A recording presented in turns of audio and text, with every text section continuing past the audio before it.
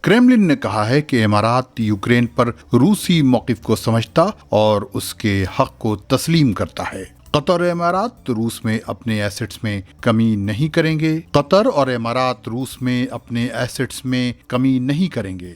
سعودی کابینہ نے یوکرین پر پہلی بار اپنے موقف کا اظہار کیا ہے۔ وہ کیا ہے؟ اس بلیٹن میں یہ تفصیل بھی کہ یوکرین کی افواج نے ترک ڈرونز کا استعمال کر کے روسی افواج کے چھکے چھڑا دیے۔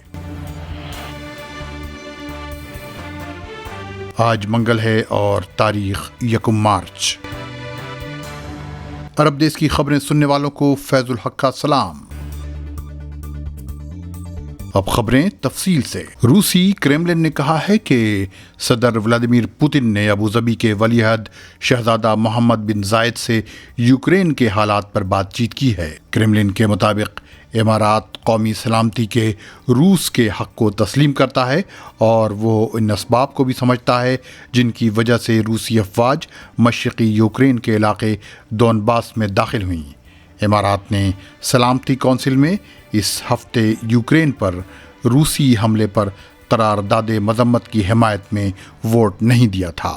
یوکرین کے بحران پر سعودی عرب کا پہلا بیان سامنے آیا ہے۔ سعودی کابینہ نے اپنے بیان میں کہا ہے کہ وہ GCC یا خلیجی مجلس تعاون کے اس موقف کی تائید کرتا ہے کہ یوکرین میں کشیدگی کم کرنے کے لیے بین الاقوامی کوششوں کی حمایت کی جانی چاہیے۔ سعودی کابینہ نے کہا ہے کہ ڈپلومیسی کے ذریعہ ہی امن و استحکام کو دوبارہ بحال کیا جا سکتا ہے اور اس بحران کے سیاسی حل کا راستہ صاف ہو سکتا ہے۔ اس وقت جبکہ یوکرین کے خلاف جنگ کی وجہ سے امریکہ اور یورپ روس کے خلاف پابندیاں عائد کرنے کا اعلان کر رہے ہیں، قطر اور امارات جنہوں نے روس میں کروڑوں ڈالر کی سرمایہ کاری کر رکھی ہے، وہاں اپنے ایسٹس میں کوئی کمی نہیں کریں گے۔ نیوز ایجنسی بلومبرگ نے اپنی اس رپورٹ میں کہا ہے کہ قطری کمپنی قطر انویسٹمنٹس اور امارات کی سرمایہ کار کمپنی مبادلہ وہ فیصلہ نہیں لے گی جو ناروے کے سوورن فنڈ نے لیا ہے کہ وہ روس میں اپنے تمام ایسٹس سے دستبردار ہو جائے۔ قطر انویسٹمنٹس روس کی کمپنی روس نیفٹس کے 19% حصے کی مالک ہے اور یہ قطر روس تعلقات میں کلیدی اہمیت رکھتا ہے۔ اس پر اپنے شیئر فروخت کرنے کا بھی کوئی دباؤ نہیں۔ برطانوی کمپنی BB نے بھی روس نیفٹ میں اپنے شیئر سے دستبردار ہونے کا فیصلہ کر لیا ہے۔ اماراتی کمپنی مبادلہ کا روس میں 30 کروڑ ڈالر کا انویسٹمنٹ ہے۔ اس بات کی توقع نہیں ہے کہ وہ مبادلہ روسی انویسٹمنٹ فنڈ سے اپنی پارٹنرشپ ختم کرے گی۔ امارات اور روس کے درمیان سالانہ 50 کروڑ ڈالر کی تجارت ہوتی ہے۔ قطر نے بھی روس میں 130 کروڑ ڈالر کی سرمایہ کاری کر رکھی ہے۔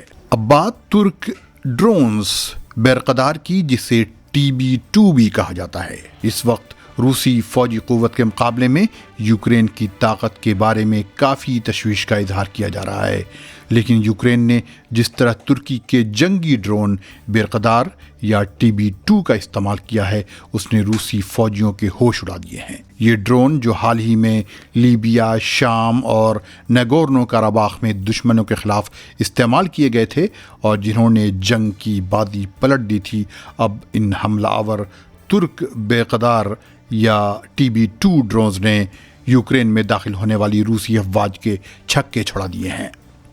اس جنگ کا نتیجہ جو بھی ہو، ترک ڈرونز کا دنیا لوہا مان رہی ہے اور پوری دنیا کی دفاعی اور اسلحے کے ماہرین کی نظریں انہی کی طرف لگی ہوئی ہیں۔ یوکرین نے حال ہی میں ترکی سے کچھ برقدار یا TB2 ڈرونز خریدے تھے اور روسی حملے نے اسے اس کے استعمال کا موقع فراہم کر دیا۔ یوکرین کی افواج نے روسی افواج کے خلاف TB2 کے استعمال کی فوٹیج جاری کی ہیں، جن میں دکھایا گیا ہے کہ ان ڈرونز نے کیف کے قریب خیرسون میں روسی فوجیوں کو نشانہ بنایا اور برقدار کے حملوں نے ان فوجیوں کی جانوں اور دفاعی ساز و سامان کا بڑا نقصان بھی ہوا۔ یہ فوٹیج سوشل میڈیا پر وائرل ہو رہے ہیں اور فوجی اور دفاعی ادارے ترک ڈرونز کی کارکردگی پر حیران و ششدر ہیں، خاص طور پر اس وقت جبکہ ان ڈرونز نے روسی افواج کو نشانہ بنایا ہے جو دنیا میں ان افواج میں سے ایک ہیں جس کے پاس سوفسٹیکیٹڈ الیکٹرانک وارفیئر کیپیبلٹیز اور state of the art air defence systems ہیں۔